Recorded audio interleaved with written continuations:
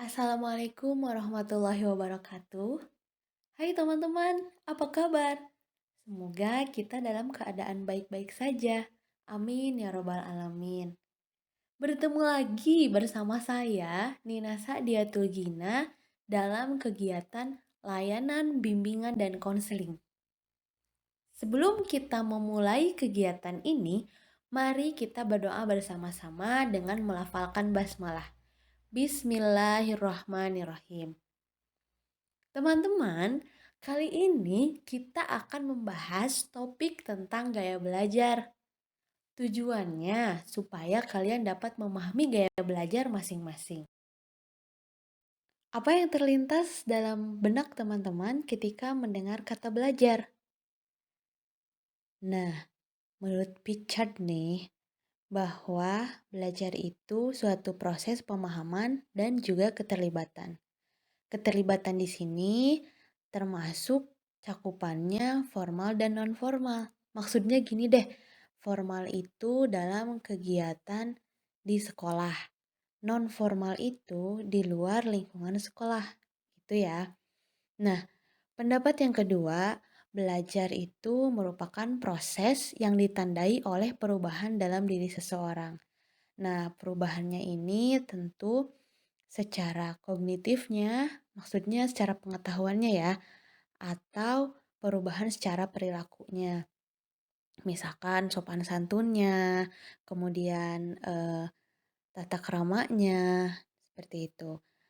Mari kita sederhanakan lagi supaya mudah diingat ya, bahwa belajar itu merupakan kegiatan secara optimal dari yang tidak bisa menjadi bisa, dari yang tidak tahu menjadi tahu. Nah, perubahan dari yang tidak bisa menjadi bisa, perubahan dari yang tidak tahu menjadi tahu, hal itu merupakan perubahan dari belajar. Lantas, bagaimana caranya supaya belajar optimal? Yuk, kenali gaya belajar kamu. Dalam buku Quantum Learning, De Porter mendefinisikan gaya belajar, yaitu a person's learning style is a combination of how he or she perceives, then organize, and process information. Yang artinya, gaya belajar seseorang adalah kombinasi dari bagaimana ia menyerap dan kemudian mengatur serta mengolah informasi. Contohnya begini, ketika guru sedang menjelaskan suatu materi pelajaran, teman-teman kan menyimak dengan seksama tuh, dengan fokus gitu kan nyimaknya. Nah, bagaimana caranya materi pelajaran tersebut bisa teman-teman pahami? Nah, bisa saja gitu. Teman-teman itu pahamnya hanya dengan cara mendengarkan, atau paham dengan cara sambil nulis, atau paham dengan mengulang lagi mata pelajarannya ketika di luar penjelasan dari guru. Tipe gaya belajar menurut De Porter dan Hermaki dibagi menjadi 3. Yang pertama visual, kedua auditory, ketiga kinestetik, atau kita singkat menjadi VAK. Teman-teman, masih ingat gak sih ketika proses pembelajaran di kelas? Ada nih sesi presentasi, terus teman kalian bagian menjadi pematerinya. Selama presentasi, teman kalian itu sambil memegang pulpen. Atau kasus kedua, supaya memahami suatu materi pelajaran, kadang ada teman-teman itu harus membacanya secara lantang. Jadi nggak bisa di dalam hati gitu. Kadang teman sebangkunya pun merasa terganggu karena lagi sama-sama memahami materi pelajaran. Kasus ketiga, ada juga kalau baca buku harus ada gambarnya. Kalau nggak ada gambar, bahkan nggak ada sama sekali, jangan kata selesai membaca, melihatnya saja sudah enggan. Iya nggak sih? Pernah nggak seperti itu? Atau mungkin hal tersebut terjadi pada diri teman-teman sendiri gitu. Apakah tiga hal tadi termasuk hal yang salah? Tentu tidak, teman-teman, karena setiap orang punya keunikannya tersendiri. Nah, supaya lebih tahu lagi ciri-ciri dari visual, auditori, dan kinestetik, mari kita bahas secara bersama-sama.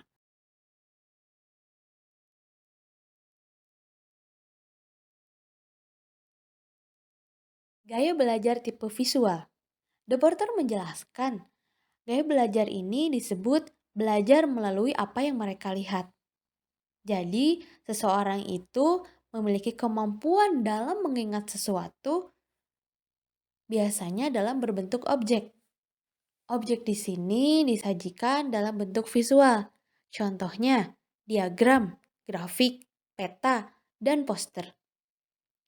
Ketika mendeskripsikan sesuatu, seseorang dengan kemampuan visual juga menggunakan gerakan tangan.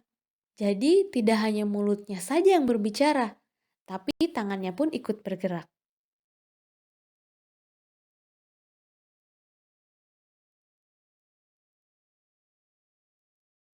Ciri-ciri gaya belajar tipe visual. Nah, ada beberapa nih ciri-cirinya. Mengingat apa yang dilihat daripada apa yang didengar. Suka mencoret-coret sesuatu. Kadang nih, ketika guru sedang menjelaskan materi pelajaran, dia itu sambil menulis. Ada yang menulis sesuai dengan materi pelajarannya, ada juga yang sekedar mencoret-coret buku di bagian belakang. Bener nggak? Ada nggak yang seperti ini? Atau nih, tipe belajar yang visual ini pembaca cepat dan tekun. Lebih suka membaca daripada dibacakan. Orangnya rapi dan teratur. Mementingkan penampilan. Kalau yang perempuan nih, eh rambut aku udah rapi belum? Kerudungnya agak mencong, iya nggak sih? Padahal nggak sama sekali gitu kan. Atau yang laki-laki, rambutnya kok agak berantakan ya? Kurang klimis gitu. Disisir lagi, disisir lagi. Nah, biasanya tipe visual tuh kayak gitu. Kemudian teliti terhadap detail.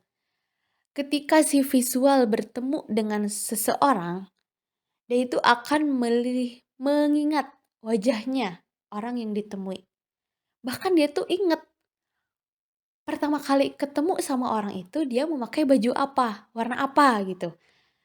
Atau bahkan saking detailnya, kancing yang dipakai oleh orang yang ditemuinya itu si visual bakalan inget kancingnya warna apa, bentuknya bagaimana gitu. Yang selanjutnya, ciri-ciri dari gaya belajar tipe visual ini. Pengeja yang baik. Lebih suka seni rupa daripada musik. Biasanya tidak terganggu oleh keributan. Meskipun belajar di kelas nih ada temennya yang uh, ngobrol gitu ketika guru sambil menerangkan, si visual ini dia bakalan serah deh orang-orang yang sambil ngobrol. Yang penting aku bisa menyerap informasi dari guru tersebut. Selanjutnya, ciri-ciri gaya belajar tipe visual, dia juga mengingat dengan asosiasi visual gitu. Jadi fokusnya memang di penglihatannya gitu. Kemudian lebih memahami gambar dan bagan daripada instruksi tertulis.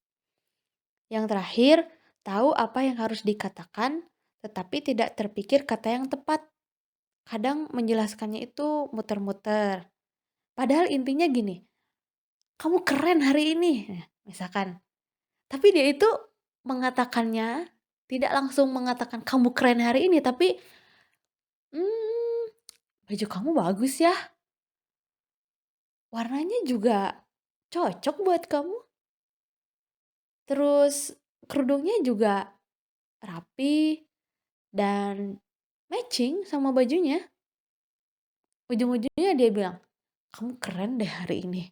Nah, kadang tipe visual tuh kayak gitu. Jadi, apakah kamu termasuk orang yang memiliki gaya belajar tipe visual? True or false?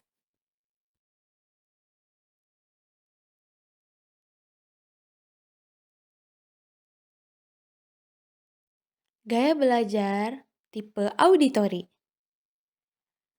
De Porter menjelaskan bahwa gaya belajar dengan tipe auditory ialah belajar dengan melakukan apa yang mereka lihat. Nah, tipe auditory ini memiliki gaya pendengaran yang bagus dan sangat menguntungkan ketika dalam kondisi berdiskusi, kemudian mengulang kata dan meringkas.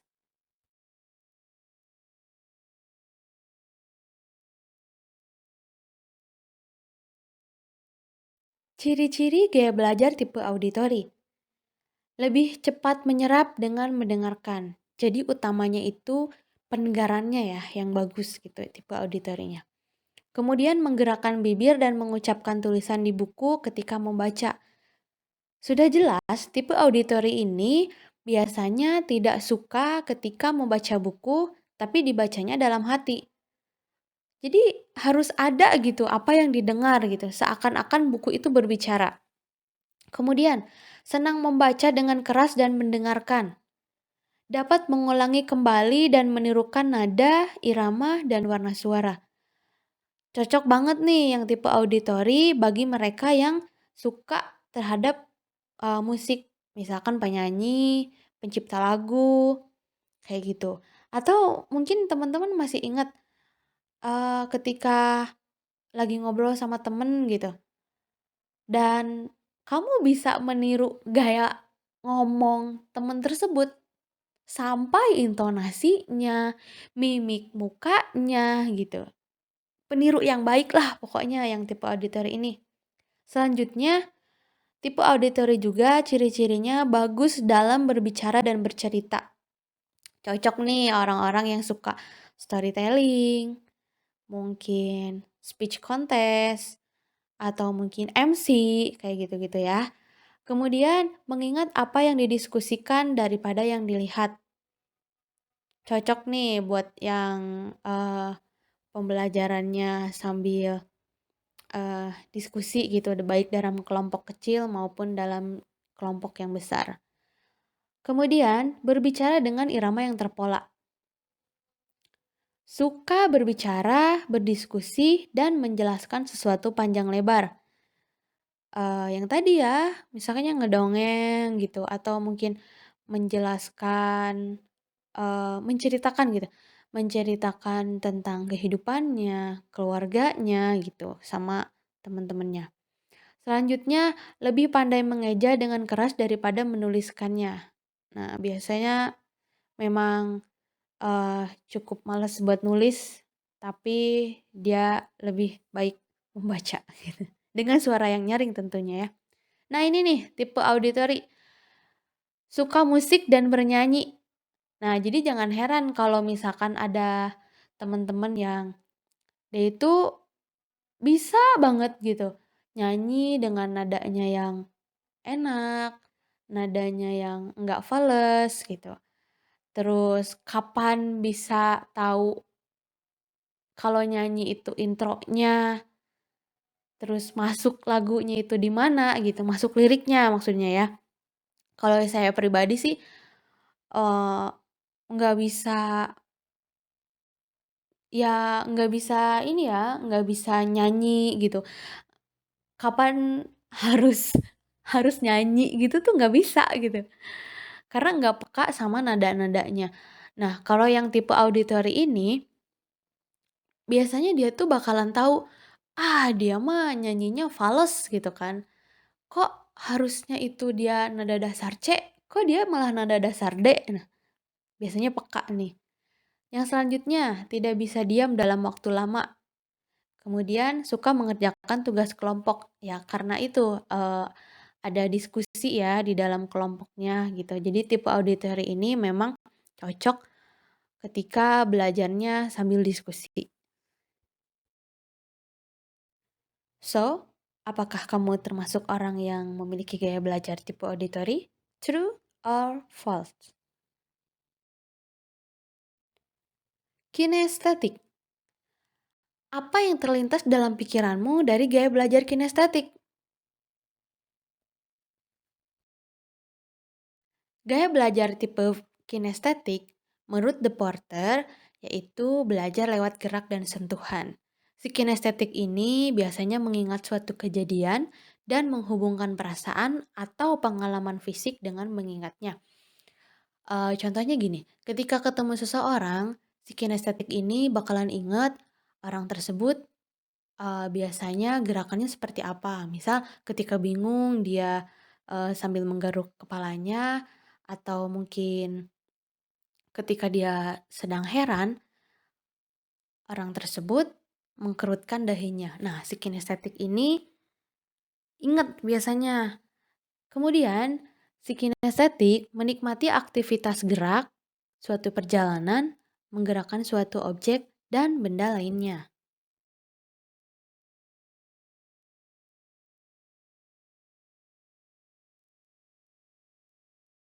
Ciri-ciri gaya belajar tipe kinestetik. Selalu berorientasi fisik dan banyak bergerak. Nah, cocok nih yang suka ngedance, biasanya tipe kinestetik. Dia tuh bakalan ingat gerakan-gerakan setelah gerakan A, kemudian gerakan B, kemudian gerakan C. Selanjutnya, berbicara dengan perlahan, lebih tertata ya kalau yang si kinestetik ini. Selanjutnya, suka menggunakan berbagai peralatan dan media. Nah, contohnya tadi nih yang disampaikan di awal. Ketika presentasi, si kinestetik bakalan memegang pulpen misal atau memegang penghapus atau benda lainnya. Selanjutnya, si kinestetik biasanya menyentuh orang untuk mendapatkan perhatian mereka. Kamu pernah ketemu nggak sama orang ketika sedang ngobrol, bahkan si kinestetik itu misalkan gini, "Hai, apa kabar?" Dia itu sambil menepuk bahu kita mungkin karena sudah saking kenalnya ya, itu. Kemudian berdiri dekat ketika berbicara dengan orang. Selanjutnya, belajar melalui praktik. Nah, si kinestetik biasanya suka jenuh sama teori pelajaran. Tapi nih, ketika ada jadwal menuju lab praktik, si kinestetik bakalan orang yang pertama berada di lab praktik. Saking semangatnya. Nah, contohnya nih yang jurusan Tata Boga, praktik memasak, jurusan Tata Busana, praktik membuat pola, bahkan sampai menjahit, jurusan Teknik Komputer Jaringan, praktiknya menggunakan komputer, kemudian Teknik Kendaraan Ringan, praktiknya bongkar-bongkar mesin mobil gitu, kemudian Teknik Desain Interior, praktiknya mempelajari mesin, kemudian kayu-kayunya. Nah, selanjutnya yang akuntansi, praktiknya eh, menulis pengeluaran, pemasukan, bahkan mungkin labanya, ruginya. Nah, itu si kinestetik bakalan seneng banget gitu kalau misalkan ada bagian praktik. Selanjutnya, si kinestetik juga menghafal dengan cara berjalan dan melihat. Ya, dia tuh bosen kalau misalkan diam terus, kalau duduk terus. Hafalannya bakalan diingat ketika dibaca sambil jalan-jalan, mondar-mandir, sana sini, kiri, kanan, depan, belakang. Nah, itu si kinestetik. Selanjutnya, ketika membaca selalu menggunakan jari sebagai penunjuk. Nah, hal ini biasanya ketika masih kecil saat belajar ngaji atau belajar membaca, misalkan, "Ini Budi," tangannya sambil menunjuk tulisan. Padahal kalau misalkan nggak ditunjuk juga ya nggak apa-apa, tapi bagi si kinestetik hal itu tuh penting loh gitu. Selanjutnya, banyak menggunakan isyarat tubuh. Nah, isyarat tubuh misalkan, sambil menjelaskan tangannya tidak bisa diem, kemudian ketika, berbicara kadang kepalanya miring kanan, miring kiri gitu. Itu tuh si kinestetik tuh padahal, eee, tidak sengaja gitu, tapi refleks saja hal itu terjadi. Selanjutnya, tidak dapat duduk diam dalam waktu lama, jelas dia akan merasa jenuh gitu. Selanjutnya, ingin melakukan segala sesuatu atau disebut multitasking. Misalkan nih, ketika sedang memasak gitu ya, si kinestetik bakalan terpikir, "Duh, kayaknya kalau sambil masak bisa nih sambil, eee, beres-beres perabotan masak nih," gitu kan. Misalkan menyimpan piring di dalam, rak piringnya gitu. Kemudian yang terakhir si kinestetik juga menyukai permainan olahraga. Nah, biasanya para atlet, kemudian yang gemar olahraga biasanya masuk dalam tipe belajar yang kinestetik. Jadi, apakah kamu termasuk orang yang memiliki gaya belajar tipe kinestetik? Hmm, true or false? Yes, teman-teman. Setelah kita sama-sama membahas gaya belajar tipe VAK, manakah yang termasuk pada gaya belajar kamu? Apakah visual, auditory, atau kinestetik? Atau bahkan bingung? Karena semua ciri-cirinya dari visual, auditory, dan kinestetik mengarah pada diri sendiri gitu kan. Nah, silahkan lebih dicermati lagi kiranya ciri-ciri dari visual, auditory, dan kinestetik lebih dominan atau lebih banyak yang mana gitu. Apakah di visual, lebih banyak di auditory, atau lebih banyak di kinestetik.